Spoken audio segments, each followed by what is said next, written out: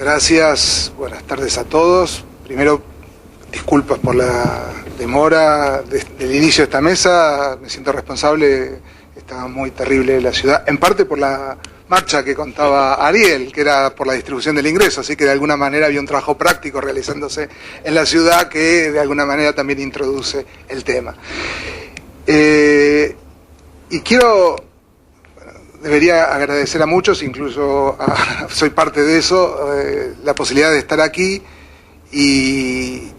me parece, como decía recién Ariel, que es importante tener un espacio de diálogo amplio, reflexión. Incluso esta misma mesa tenía previsto más amplitud, pero por razones específicas, no de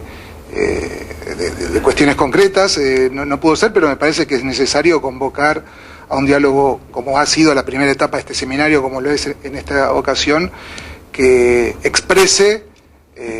las ideas más amplias desde mi punto de vista del campo popular, del progresismo, de lo que es difícil muchas veces de definir, pero que en última instancia uno puede definir que es aquellos que están de acuerdo en una mejor distribución del ingreso versus aquellos que no están de acuerdo en una mejor distribución del ingreso. Y ese me parece que es una línea divisoria, digamos, que uno podría, y que ayuda a definir de qué lado está cada uno, porque a veces esos conceptos de centro-izquierda, progresismo, campo nacional y popular tienen cierta complejidad, pero alguien lo planteó mucho antes que yo, que aquel que es sensible a los temas de pobreza y distribución del ingreso está de un lado y aquellos que no, aunque a veces quieran decirnos que sí lo son, están del otro. Me parece que eso está bien, y esto trata de nuclear, creo yo, a todos los que estamos de acuerdo con una mejor distribución del ingreso, que es un tópico muy importante y que durante años, en los 90s, nos pasó de largo, o por lo menos tuvimos pocas oportunidades para discutir la distribución del ingreso. En los 90 se discutía otra cosa. En todo caso, la cuestión social se discutía en términos de alivio a la pobreza. Los planes del Banco Mundial, los informes del Fondo, etcétera, siempre estaban, y los programas concretos implementados a ese efecto, estaban relacionados con el alivio a la pobreza. Y con un conjunto de algo que recién decía Ariel, de políticas focalizadas, muchas veces a través de estudios muy sesudos y que que reflejaban buena parte de la realidad, pero políticas focalizadas al alivio de la pobreza. Un poco es como están los pobres, pongámoslo en una jaula que no genere mucha inseguridad, y algo de ese debate todavía se reproduce, y démosle algo pasémosle algo entre los barrotes, ¿no? Entre los intersticios que separan a esta sociedad, para que no estén tan mal, que los pobres no sean tan pobres. Y eso era, digamos, producto de algo que me parece que es muy importante y que yo voy a tratar de por lo menos mencionar, que es un factor que no es una originalidad de la Argentina: el empeoramiento en las condiciones de la distribución del ingreso en los últimos años. Es un fenómeno que ha sucedido en Europa, en Estados Unidos, en América Latina, en mucha menor medida en las sociedades asiáticas, que eran más igualitarias que nuestras sociedades, que las sociedades latinoamericanas, y siguen siéndolo. Y ahí hay algunos rasgos que es interesante en algún momento tomar en cuenta, el caso de los países de desarrollo más recientes, como Corea, u otros de desarrollo más reciente todavía. Hay un fenómeno que me parece que es importante tener en cuenta, que es la caída,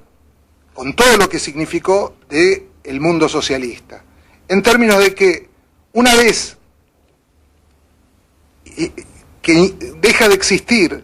la ideología, el adversario no solamente económico, político del capitalismo, es como que el capitalismo se permite dejar de contender en términos de qué hacer con sus poblaciones. Durante muchos años, en los 60s, en los 70s,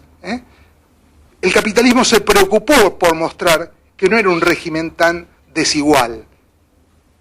Y casos muy paradigmáticos, como el de Suecia, exhibidos como un ejemplo muy notorio de sociedades con buena distribución del ingreso, con estados del bienestar, confrontaban en mismo Estados Unidos con el ejemplo de los países socialistas. Caído por completo y acabado, salvo cosas muy específicas, Cuba, China, si se puede mencionar en estos términos, creo que esa libertad permite iniciar toda una ofensiva desde el punto de vista ideológico, programático y político, en donde la noción no solamente de la distribución del ingreso, sino la noción de desarrollo económico